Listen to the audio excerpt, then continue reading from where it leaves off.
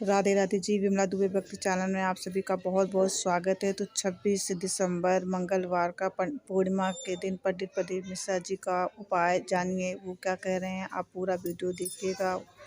राधे राधे। आपका व्यापार बन गया, 4 दिन दुकान अच्छी चल रही है और 4 दिन बंद हो रही है, तो महाराज थोड़ी सी काली तिल्ली लेना महाराज जी, उसमें एक बमूल का कांटा लेना, काली तिल बमूल का कांटा और किसी भी वृक्ष की 5 पत्तियां लेना महाराज। उसको लेकर अपने दुकान में व्यापार में या जिसको औषधि ना लग रही हो, जिसका स्वास्थ्य गड़बड़ हो रहा महाराज, उसका स्पर्श कराकर या 21 बार उस पर से उतार कर, और उतारना क्या नाम लेकर है, अवधूतेश्वर महादेव। कौन सा महादेव है, जम के बोलो जरा, अवधूतेश्वर महादेव। शिव जी का एक अवतार हुआ था, अवधूत रूप शंकर का। शंकर भगवान के उस क्रोध को, भगवान शिव के उस क्रोध को ब्रह्मा जी ने घोड़े का रूप दे दिया था और घोड़े को समुद्र में डाल दिया था। उस घोड़े से जलंधर हुआ था, फिर जलंधर का विवाह वृंदा से हुआ था। अर्थात शास्त्र कहता है कि अवधूतेश्वर महादेव का जो रूप है वो रोग का निवारण करने के लिए, व्यापार की वृद्धि को आगे बढ़ाने के लिए। आप लोगों ने कहीं कहीं देखा होगा, किसी किसी के ऑफिस में देखा होगा कि वास्तु शास्त्री कहते हैं कि दौड़ते हुए घोड़े का फोटो लगाओ। सुना है कि नहीं सुना? अरे बोलो तो, सुना है कि नहीं सुना? किसी वास्तु वाले के पास जाओगे ना तो वो कहेगा तुम्हारा ऑफिस अच्छा नहीं चल रहा ना, तो दौड़ते हुए घोड़े का फोटो लगाओ। जो घोड़े 4-5 घोड़े दौड़ रहे हैं उनका फोटो लगा। क्यों कहते हैं वो? उसका कारण क्या है? वास्तु शास्त्री ऐसा क्यों बताते हैं कि दौड़ते हुए घोड़े का फोटो? उसका शास्त्र प्रमाण शिव महापुराण करती है महाराज कि शिव का एक रूप अवधूतेश्वर है, जिसको ब्रह्मा जी ने घोड़े का रूप दे दिया और घोड़े का रूप देकर उसको समुद्र में डाल दिया, जिससे जलंधर की उत्पत्ति हुई। तो अगर मान लो अगर प्रॉब्लम चल रही है, व्यापार में दिक्कत आ रही है, व्यवसाय में तकलीफ आ रही है, या किसी ना किसी रूप में कोई ना कोई कष्ट आपको लग रहा है, तो अवधूतेश्वर महादेव का नाम लेकर काली तिल्ली, वृक्ष की पत्ती और एक बमूल का कांटा लेकर, और आप दुकान में से उतार लो, चाहे शरीर पर से उतार लो, उसको ले जाकर किसी भी चौराहे पर उसको पटक दीजिए। चौरस्ते पर नहीं डाल सकते तो बहते हुए पानी में डाल दीजिए। बहता हुआ पानी ना मिले तो पीपल के वृक्ष के नीचे डाल दीजिए, पर उसको मकर राशि के पृष्ठ भाव में ही डालना।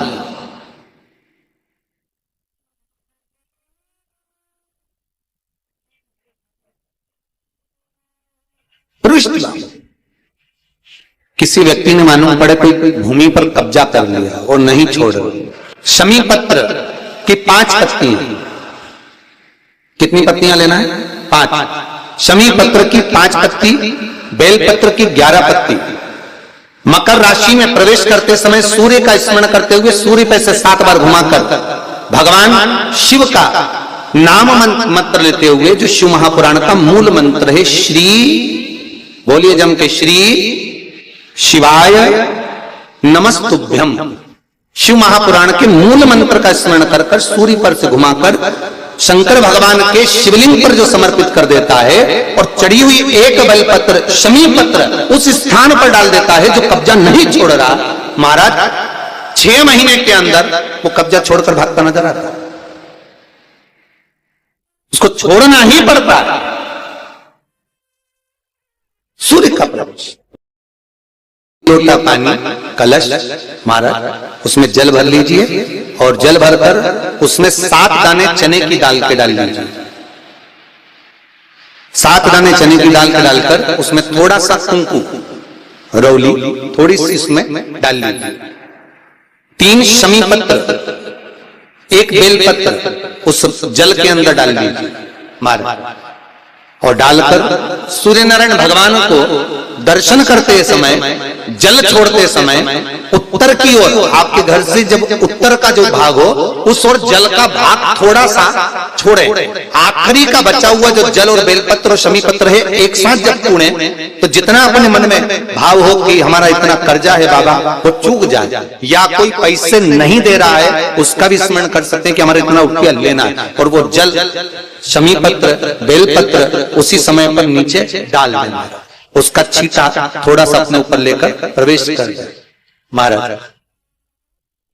ज्यादा से ज्यादा 5 महीने 6 महीने कहीं ना कहीं बाबा इससे कृपा कर देता है, कोई सहयोग, कोई धन, कोई संपदा, कोई व्यापार ऐसा बना देता है कि पैसा हाथ में आता है और कर्जा चूक जाता है। ये बाबा ही। और एक बात का याद रखना, हमें किसी से लेकर नहीं देना है कर्जा, भगवान से ये निवेदन करना है हमको कि बाबा हमको ऐसा व्यापार दे, ऐसा धन हमारा खुद का दे, जिससे हम अपने पैसे से कर्जा चुका। मालूम पड़े इधर से लिया इधर दे दिया, इधर से लिया इधर दे दिया, राधे हमने इधर से लिया इधर दे दिया, इधर से लिया इधर दे दिया, तो उससे कर्जे का कोई चुकने का क्रम नहीं आता महाराज। उससे और कर्जा होगा पर चुकेगा,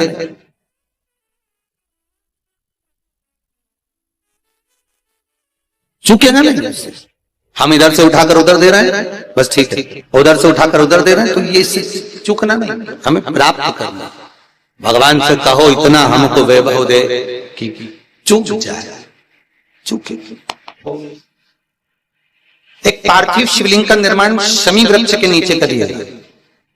फिर निवेदन करूंगा, जिसको मिर्गी की बीमारी हो, मिर्गी की तकलीफ आती हो, या चक्कर आते हो, फिट की बीमारी हो, या किसी भी रूप में आप काम करते हो और आपको भन्नाटियां आती हो, चक्कर आते हो, उसके लिए शिव महापुराण में, सुंदर उमा खंड में और स्कंद पुराण में, दोनों में बहुत सुंदर वर्णन करा कि एक पार्थिव शिवलिंग का निर्माण शमी के वृक्ष के नीचे कर।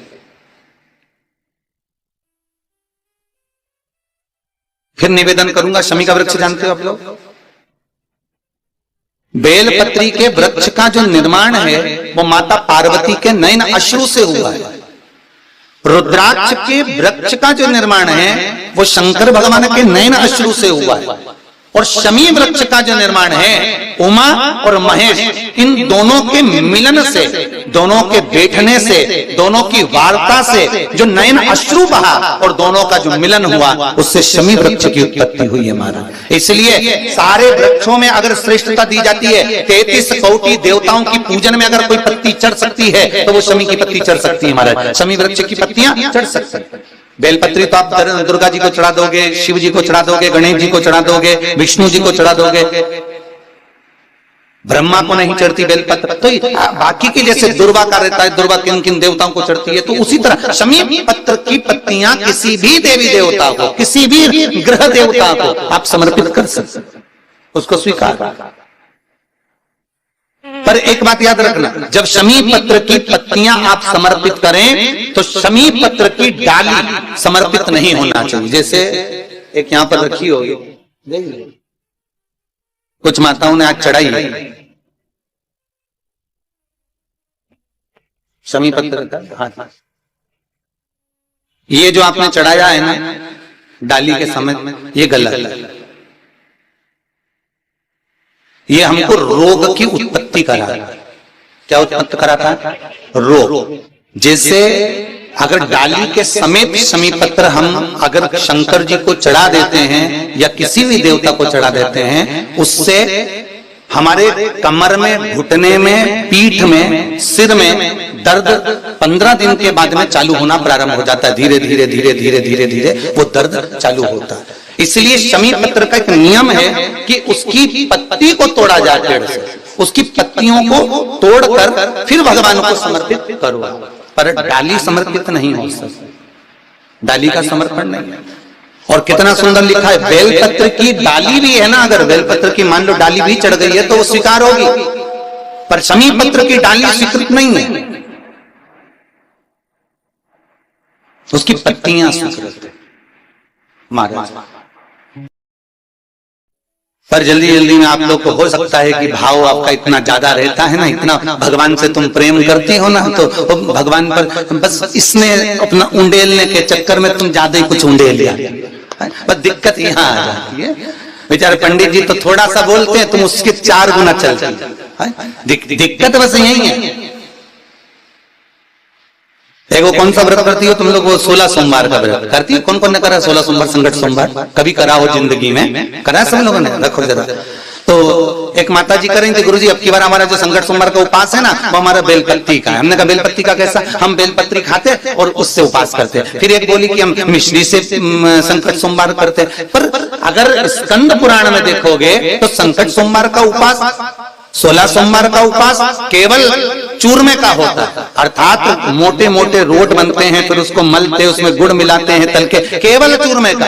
पर अब मन तुम्हारा कि तुम उसको मिश्री का कर रही हो कि बेलपत्री का कर रही हो। किसी ने कह दिया 3 बार संकट सोमवार करना जरूरी होता है, तो 3 बार अलग अलग चीज से करो। भैया कौन सा प्रमाण लिखा है, कहां लिखा कि 3 बार करना है तो अलग अलग चीज से करना पड़ेगा? नहीं। अगर आप रोट का चूरमा बनाकर शंकर भगवान को भोग लगाकर अगर संकट सोमवार कर रही हो तो शिव जी को लगता है कि ये मुझे समर्पित कर पाएगी। अब तुमने बेलपत्री का अगर संकट सोमवार करा तो बेलपत्री शंकर जी को भोग में रखी, बोलो रखी कि नहीं रखी? अरे बोलो तो, भोग में 3 हिस्से तुमने बेलपत्री के करे तो शंकर जी को तुमने बेलपत्री खिलाई, तुमने भी बेलपत्री खाई। मिश्री का करा तो इतनी सी मिश्री तुमने शंकर जी को चढ़ाई। अगर चूरमा का करती तो शंकर जी भी कहते जा तेरी मनोकामना पूर्ण हो जाए। अब कई व्रत करे और बाद में क्या हमारी तो काम नहीं पूरी नहीं हुई, भगवान ने हमारी सुनी नहीं, तो भगवान के काय को सुनो, बेलपत्री तो खवा काय को सुनो। लिखा था चूरमा, खिला रही बेलपत्री। मिश्री तक भी चल गया कि चलो भैया मिश्री खिलाई। अच्छा बोलो रे ईमानदारी से, तुम्हारे घर में मेहमान आए और तुम उसको अच्छे से ना तो बड़ा खिलाओ, ना समोसा खिलाओ, ना चाय पिलाओ, ना पानी की पूछो, दूसरी बार आएगा? नहीं आएगा ना। बस शंकर जी भी ऐसा, एक बार पकड़ाई में आ गया, दूसरी बार आता। अब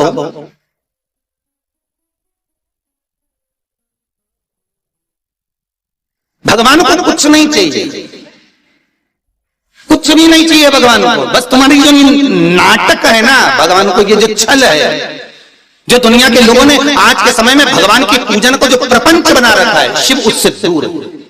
ओम शिवाय नमस्तुभ्यम। आपने पंडित प्रदीप मिश्रा जी का 26 दिसंबर मंगलवार का उपाय सुना पूर्णिमा का। तो आपको अच्छा लगे तो लाइक शेयर सब्सक्राइब कीजिएगा, बेल आइकन दबाना बिल्कुल भी ना भूलिएगा, और आप कमेंट बॉक्स में ज़रूर लिखिएगा। अगर कोई भी जानकारी आपको चाहिए तो मैं उसका उत्तर देने की कोशिश करूँगी। नेक्स्ट वीडियो में आपसे फिर मिलती हूँ। राधे राधे, नमस्कार, प्रणाम।